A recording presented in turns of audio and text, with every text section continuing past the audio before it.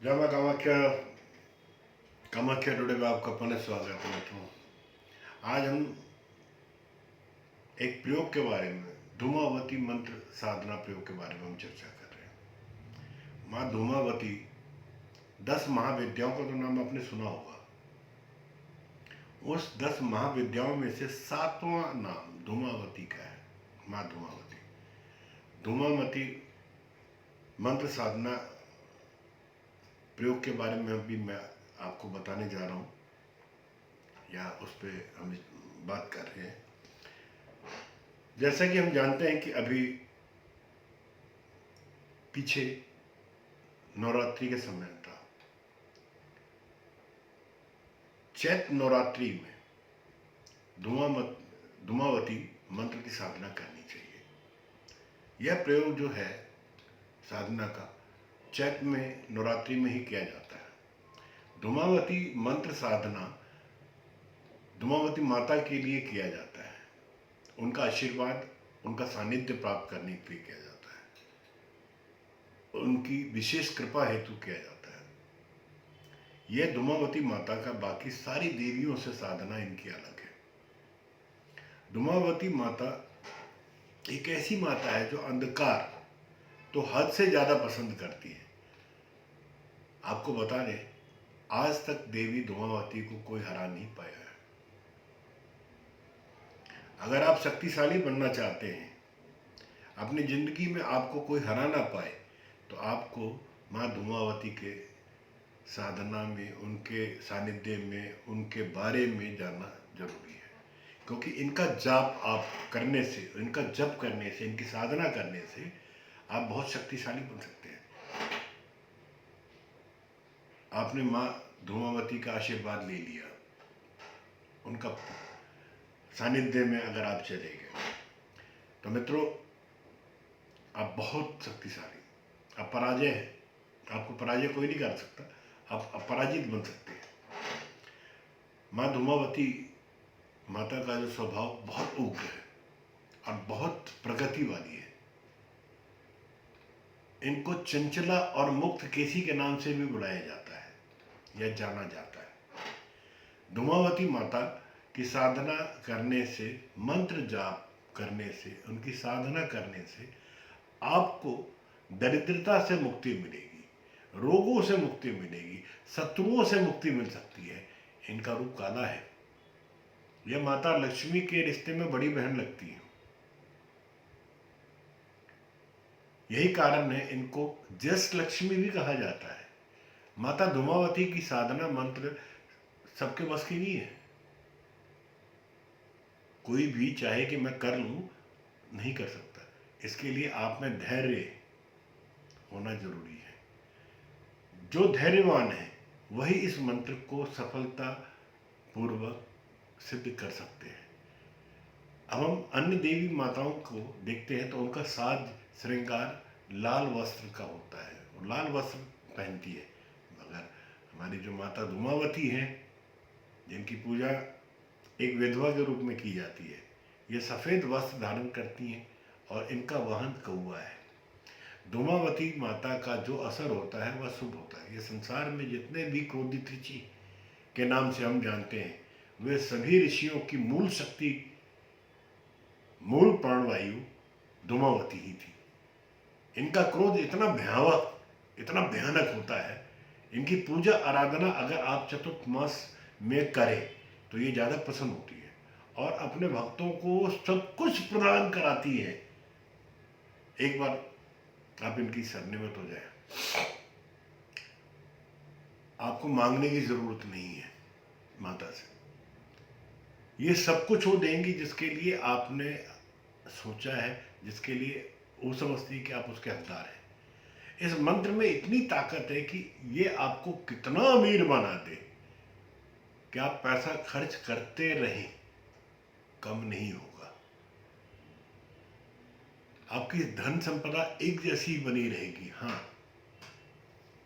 एक बात बार बार कहूंगा कि अगर आप इनकी पूजा करें तो बहुत सावधानी से, क्योंकि जरा सी भूल में आपको सर्वनाश के पथ पर ला देंगी।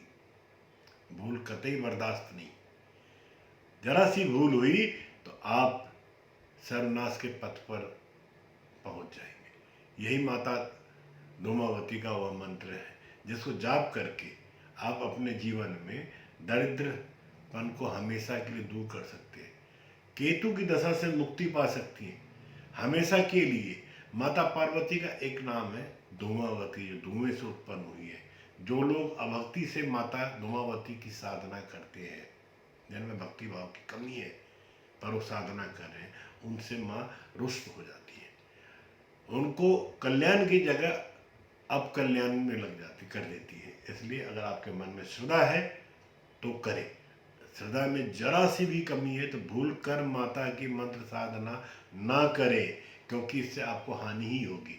माँ का मंत्र है ओम धूम धूम धूमावती ठक ठक, ओम धूम धूम धूमावती ठक ठक, ओम धूम धूम धूमावती ठक ठक। इस मंत्र की उपासना के माध्यम से केवल फूल के द्वारा देवी की आराधना कीजिए। देवी बहुत थोड़े चीज़ों से प्रसन्न होती है, इनके लिए बहुत विधि विधान की जरूरत नहीं है। इस मंत्र से केवल मंत्र जाप करके आप देवी धूमावती का यज्ञ भी कर सकते हैं। कुछ इस प्रकार से, अगर आप ऋणों के बोझ के नीचे दबे हुए हैं, आपका ये बोझ कम नहीं हो पा रहा है, तो नीम की पत्ती और घी से आप इनका यज्ञ करें। आपके ऊपर से हिमालय के बराबर भी अगर ऋण चढ़ा हुआ है वो हट जाएगा। अगर आपके ऊपर गरीबी की साया काफ़ी सालों से मंडरा रही हो तो इस साया से आप मुक्ति प्राप्त कर लेंगे। इसके लिए आप माता धूमावती का गुड़ के माध्यम से हवन करें। यदि आपके परिवार का कोई भी सदस्य कारागार में बंदी है तो आप उस सदस्य को कारागार से मुक्त करने के लिए काली मिर्च से हवन करें। अगर आपके ऊपर कोई भी संकट मंडरा रहा हो तो आपको बता दें कि अगर आप मीठी रोटी एवं घी के साथ में अगर यज्ञ करेंगे, हवन करेंगे, तो आपके ऊपर से आने वाला हर कष्ट दूर हो जाएगा।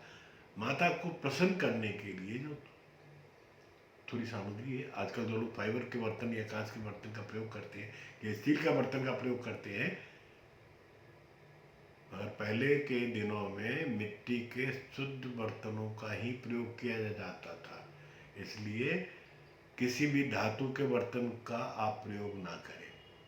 इनके लिए आपको मिट्टी के शुद्ध बर्तनों में ही इनका प्रसाद लें।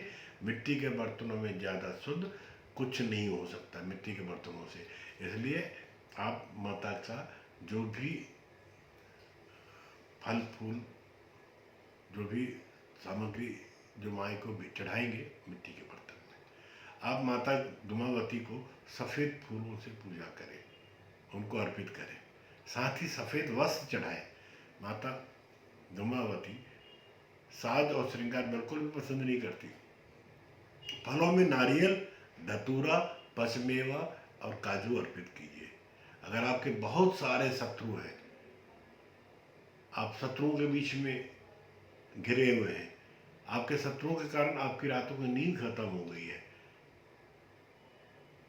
आप चैन अमन से नहीं जी पा रहे हैं, तो माता धूमावती की मंत्र साधना करें और शत्रु विनाश मंत्र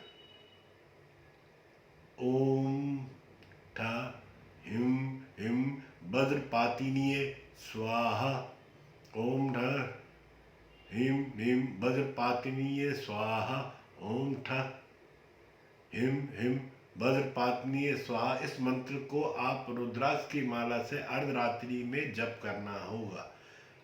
अगर परिणाम जल्दी लाना चाहते हैं, आपको जल्दी परिणाम चाहिए, तो शमशान में जाकर सफ़ेद कपड़े को बिछाकर उस पर बैठकर इस शत्रु विनाशक मंत्र का जप करें। एक बात समझ ले, जाप करते समय आपका मुख दक्षिण दिशा में होना चाहिए, अर्थात आपका जो फेस होगा ना वो साउथ फेसिंग आपको बैठना है, यह अनिवार्य है। ध्यान रखिए दिशाओं का। अगर आप ऋण मुक्ति के लिए मंत्र चाहते हैं, उपासना करना चाहते हैं, तो ये मंत्र है ओम धूम धूम ह्रीं आ हूं। ओम धूम धूम ह्रीं आं हूं। ओम धूम धूम ह्रीं आं हूं।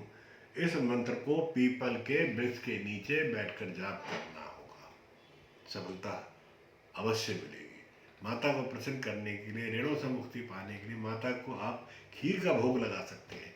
सफेद वस्त्र के ऊपर बैठकर मंत्र का जाप आपको उत्तर दिशा, नॉर्थ फेस जप करना होगा। उम्मीद करता हूँ कि आज कामाख्या टुडे के चैनल पर माँ धूमावती के बारे में आप तक जो भी जानकारियाँ मेरे माध्यम से पहुँची है वो आपके लिए सर्वस्व कल्याणकारी सिद्ध हो। पुनः मिलता हूँ, शब्दों को विराम देता हूँ, नए चर्चा के साथ आपके सम्मुख दोबारा हाजिर होता हूँ। जय माँ कामाख्या, जय माँ धूमावती। आपका दिन शुभ हो।